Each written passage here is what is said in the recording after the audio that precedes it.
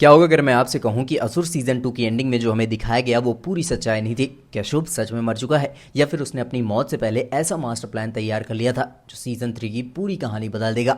और क्या इस बार डीजे और निखिल का सामना किसी इंसान से नहीं बल्कि एक ऐसी सोच से होगा जिसे खत्म करना लगभग नामुमकिन है। आज इस वीडियो में हम असुर सीजन 3 की सबसे बड़ी फैन थ्योरीज, हिडन क्लूज और पॉसिबल स्टोरी को जोड़कर समझेंगे। लेकिन यकीन मानिए आखिरी थ्योरी आपकी पूरी सोच बदल देगी, इसलिए वीडियो को आखिर तक जरूर देखिए। सीजन 2 खत्म होने के बाद ऐसा लगा कि आखिरकार शुभ का खेल खत्म हो गया। डीजे और निखिल ने मिलकर पूरी प्लानिंग को रोक दिया और ऐसा महसूस हुआ कि अब कहानी यहीं खत्म हो जाएगी।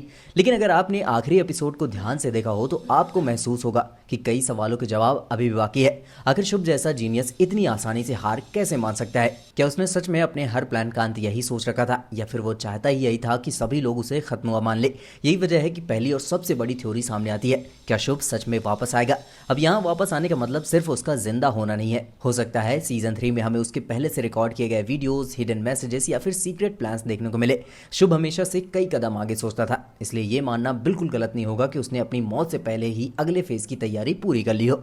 यानी शुभ भले ही स्क्रीन पर दिखाई न दे लेकिन उसका बनाया हुआ खेल अभी भी जारी रह सकता है। लेकिन रुकिए, अगर शुभ वापस नहीं आए तब क्या? यही बात दूसरी थ्योरी को और भी ज्यादा मजबूत बनाती है। असुर की पूरी कहानी हमें यही सिखाती है कि बुराई कभी खत्म नहीं होती, सिर्फ उसका चेहरा बदलता है। इसलिए काफी फैंस का मानना है कि सीजन 3 में कोई नया कैरेक्टर सामने आएगा जो शुभ से भी ज्यादा इंटेलिजेंट और डेंजरस होगा। हो सकता है कि वो पहले से ही स्टोरी का हिस्सा रहा हो और अब तक सिर्फ सही समय का इंतजार कर रहा हो। अगर ऐसा हुआ तो इस बार डीजे का सामना सिर्फ एक किलर से नहीं होगा बल्कि एक पूरे नेटवर्क से होगा।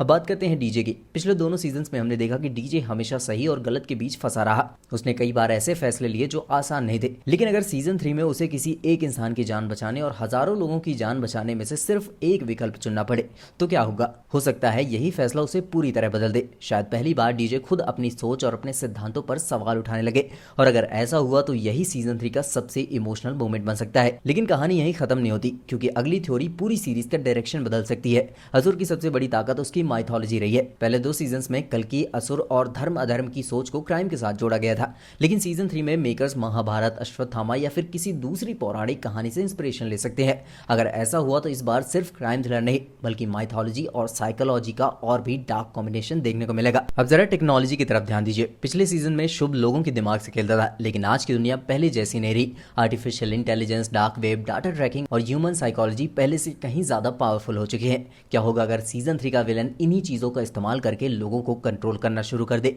यानी इस बार लड़ाई सिर्फ बंदूक और बम की नहीं होगी बल्कि इंसानी दिमाग को हथियार बनाने की होगी। अगर मेकर्स ऐसा दिखाते हैं तो सीजन 3 पहले से कहीं ज्यादा मॉडर्न और डेंजरस बन सकता है। लेकिन सबसे डराने वाली थ्योरी अभी बाकी है। क्या शुभ ने अपनी मौत से पहले किसी ऐसे इंसान को तैयार किया था जो उसकी सोच को आगे बढ़ाए?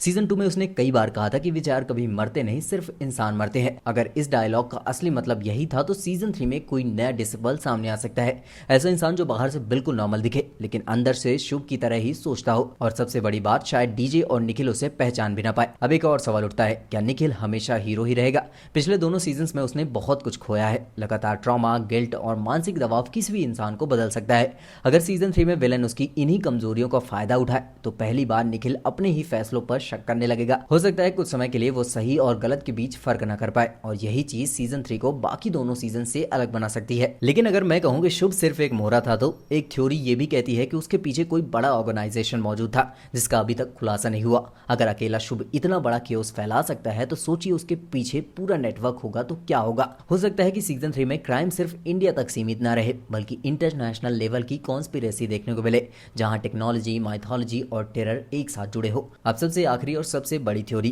क्या होगा अगर सीजन 3 के एंडिंग में ये रिवील हो कि असुर कभी एक इंसान था ही नहीं बल्कि एक विचार, एक मूवमेंट और एक वायरस था जो हर बार नया चेहरा चुन लेता है। यानी शुभ के खत्म होने के बाद असुर कभी खत्म नहीं होगा, हर बार कोई नया इंसान उसी सोच को आगे बढ़ाएगा।